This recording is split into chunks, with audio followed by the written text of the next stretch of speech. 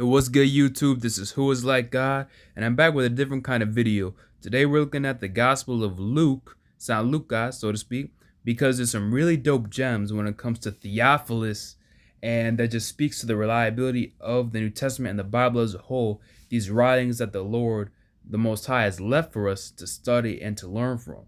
So this is some real dope gems that we're going to dive into. Inasmuch as many have undertaken to compile a narrative of the things that have been accomplished among us, just as those who from the beginning were eyewitnesses and ministers of the word have delivered them to us, it seemed good to me also, having followed all things closely for some time past, to write an orderly account for you, most excellent Theophilus, that you may have certainty concerning the things you have been taught. So the entire Gospel of Luke, as we can see, is actually addressed to a brother named Theophilus, which means lover of God, to actually give him another account of the things about Jesus and about Christ. Now, the thing that's so interesting is the first part. He starts off by saying, "Inasmuch as many have undertaken to compile a narrative of the things that have been accomplished among us." Now, Luke is the one who wrote the book of Luke and Acts, and I actually think that this was probably written around AD 62 or before AD 62. Because it doesn't mention the martyrdom of Paul or Peter or anything like that, which is almost inconceivable because of how important they are, especially Paul, in the book. So to me, this screams that this was written before the martyrdom of the apostles, which is attested in other first century sources.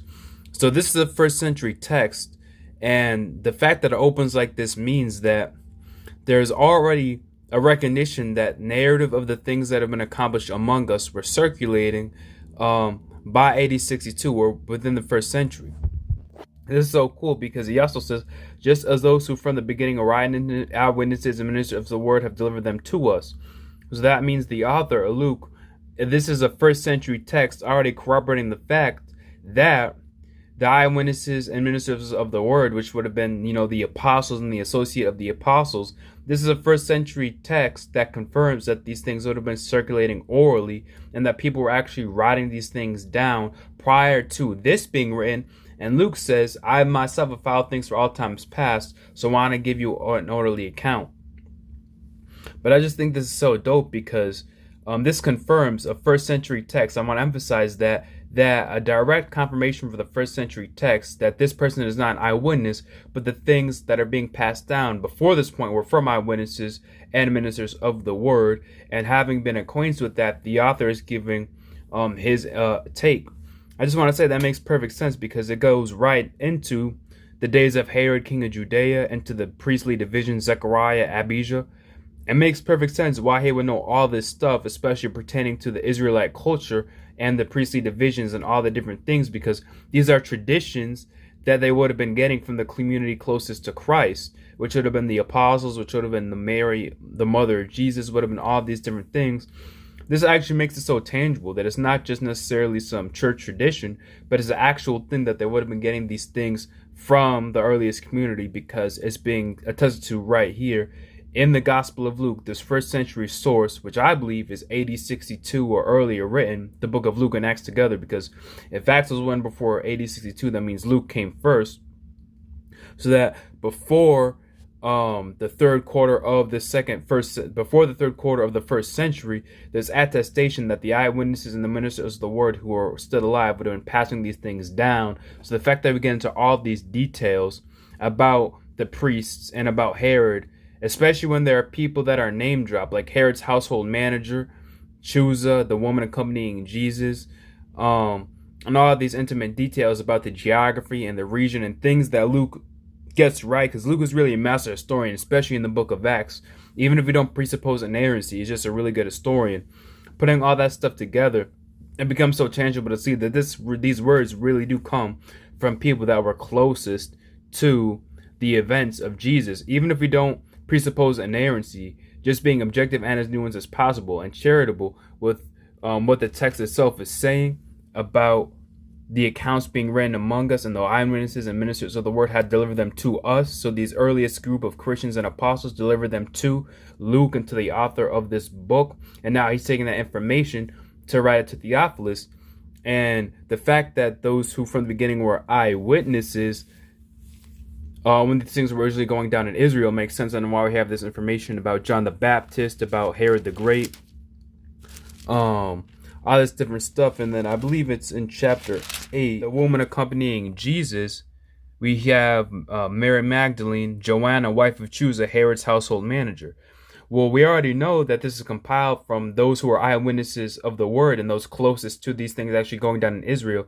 The fact that Joanna and Chusa are name dropped, they may seem insignificant to us now, but this is probably why Luke had the scoop on the things pertaining to Herod and the court of Herod, Antipas, and everything like that, because there are people who are believers within the royal court that are name dropped as accompanying Jesus. So understanding that the source from the first century attests that it's getting its information from eyewitnesses and ministers of the word is sometimes overlooked because we can compare it to other places, actually see the people name drop, and it makes perfect sense while they have the information from that perspective of things pertaining to people, what people would have known who are actually in the circles, only things they would have known pertaining to Jesus' ministry and even the court of Herod. So I just want to make this video because it shows how tangible it is, how tangible it actually is from the first century ancient source, which is very reliable in other ways, how tangible it becomes that the apostles and other people were actually passing things down and speaking orally about what happened. The same people who would die for their faith, like Peter and Paul and the two James, how tangible this becomes, because it's not necessarily just left of tradition, but it's attested to within Luke itself that these things derive from that earliest group. And when we have people name drop, which explains sections like when Herod is really curious about Jesus, that makes sense because one of the people involved was Chusa. So I just want to, I hope I'm getting the message across. This just really blew my mind how tangible it becomes that the idea of these things actually coming from the apostles as the basis for what we have in the New Testament, that's actually valid. That's according to the sources themselves. So you want to be objective and not presuppositional, even charitable. We can see the vindication of that. But if we can see it for Luke, it shows he has knowledge of the stuff that was circulating beforehand, which probably means Matthew and Mark. And if he saw them as reliable sources of what happened, that also increases their liability as well, especially because by the same token, there are things in Matthew and Mark that only people in Jesus' circle would have known. And this already confirms the precedent that the apostles were letting these traditions be known. The eyewitnesses and ministers of the word were letting these things be known orally that are being recorded in the very same text. That's tangible. That's within this first century source that is happening, and these things are circulating. So how much more the earliest gospels, whether it be the Hebrew Matthew, the Gospel of Mark, the Greek things of Matthew we have now, which are very Jewish in nature and reflect knowledge of the area and the geography and situations that the 12 would have known. That just makes all this so tangible that the real people that we have the names of were behind this. Within the sources themselves, not necessarily church tradition, which we shouldn't just write off anyway, point blank, but the guys themselves is embedded within the text itself. Even with the Gospel of John, these are written so that you may believe Jesus is the Christ, and then a little bit later it says, we know that his testimony is true. So there's a little bit of corroboration there before the first century ends, that these guys really were speaking this stuff, and there's attestation to that fact within the sources themselves, which is often overlooked. So I just think stuff like this is so dope. Again, I think some of the coolest stuff in the Bible seems to be from the most obscure passages that I think are the dopest. Next time you read the dedication to Theophilus, don't just glance over that. This has a lot of gems that speaks to the reliability of the message of King Messiah. So y'all be blessed in the Most High, and I'll see y'all in the next video, alright? Peace and blessings.